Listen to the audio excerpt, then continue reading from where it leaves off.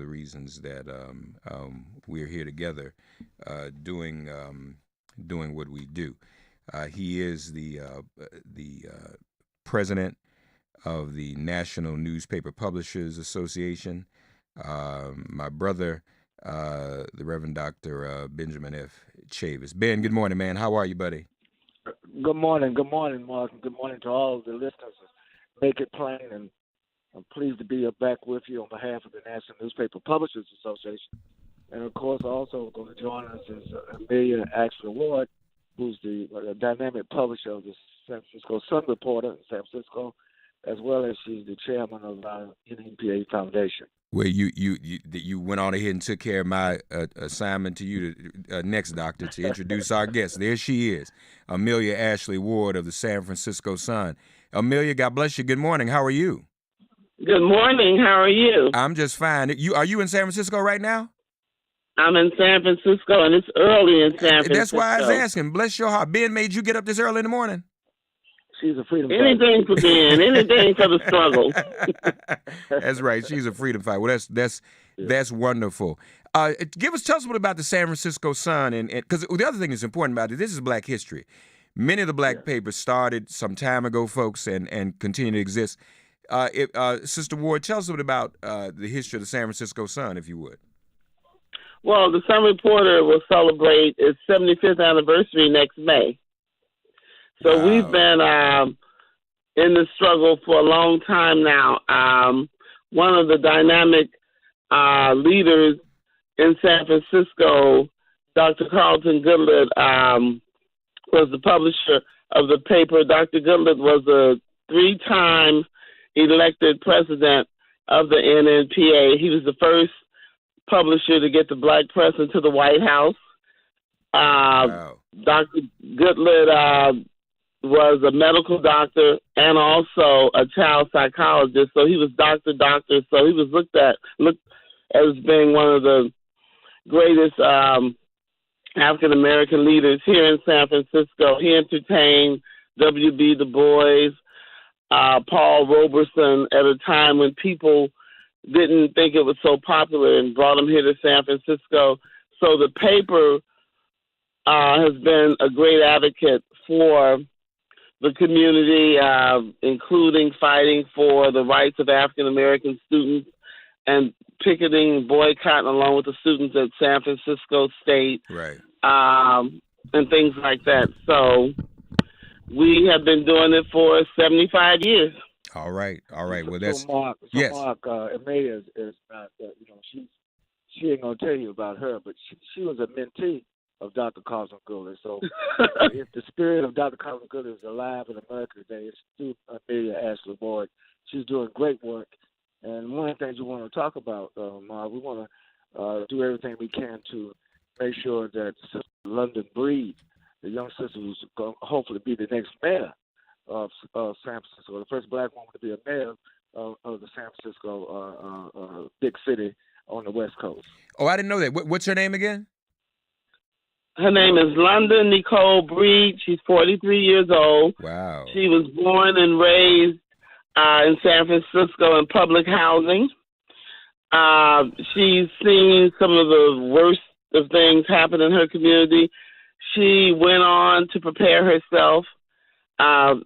She won the supervisor's race in the biggest district about 5 years ago. No one thought she could do it. And now she's a heartbeat for being mayor, Wow. elected the first African-American woman mayor on June 5th, just about 4 or 5 weeks away. So we're working hard to elect this dynamite woman. Well, I'm glad you told me that. We're gonna be doing everything we can to push Black folks voting all over America, but particularly in San Francisco. Well, I'm glad you told me that. I'll reach out and try to get her on the show, too. That'd be great. If you all can, offline, give me her information and we'll get her on Sirius XM so we can promote her that way. That's great. Amelia Ashley Ward with us is also.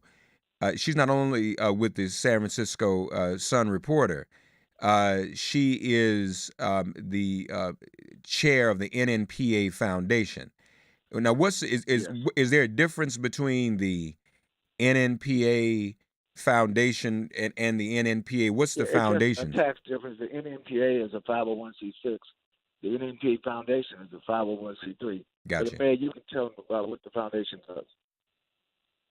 The foundation is responsible for raising the funds necessary to, I believe,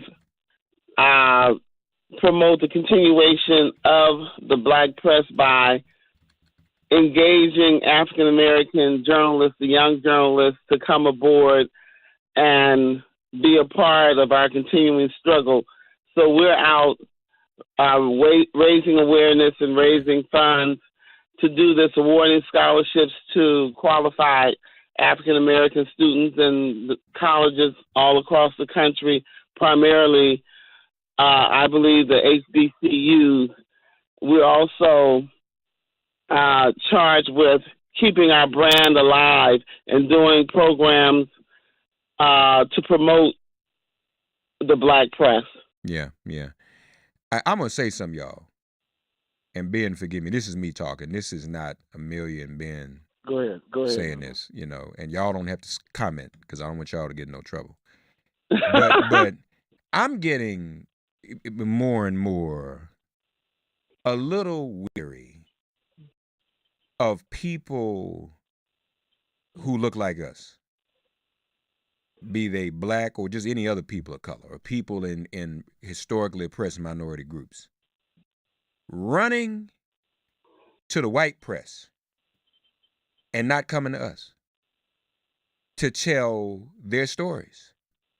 That's right. Now, don't get me wrong, people want to go and people should avail themselves of all the press. But when you only go to one press and completely ignore another and act like the black press doesn't exist, to me, that's kind of a trip.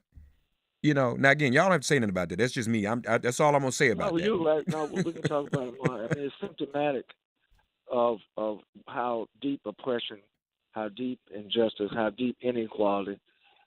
Because some of us get so adjusted to injustice, we think it's commonplace, and then we start acting like it's all right. Right. To exclude black folks, to exclude black institutions, black businesses, black colleges, black churches.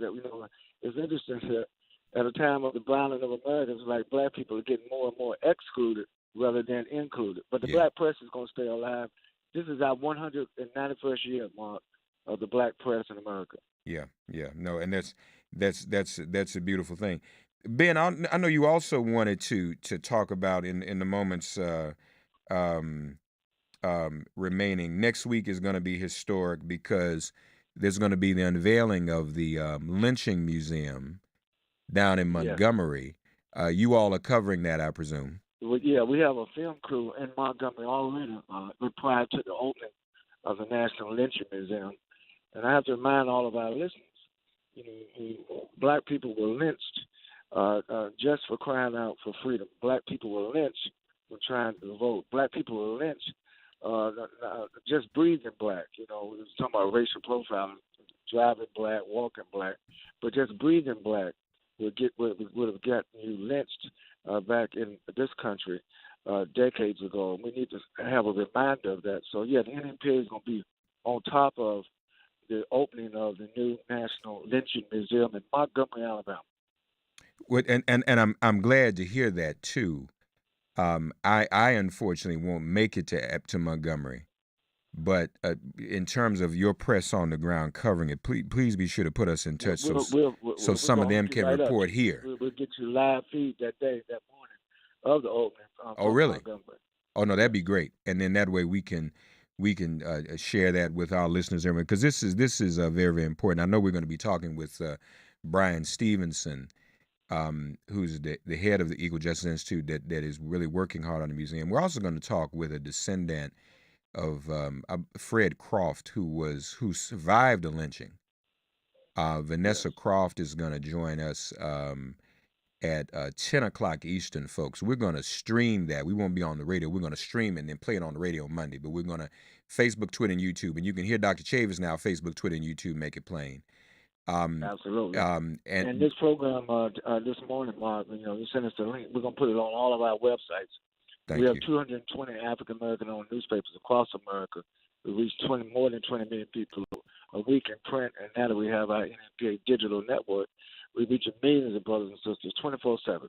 Indeed, indeed. We appreciate you both. This time just flies.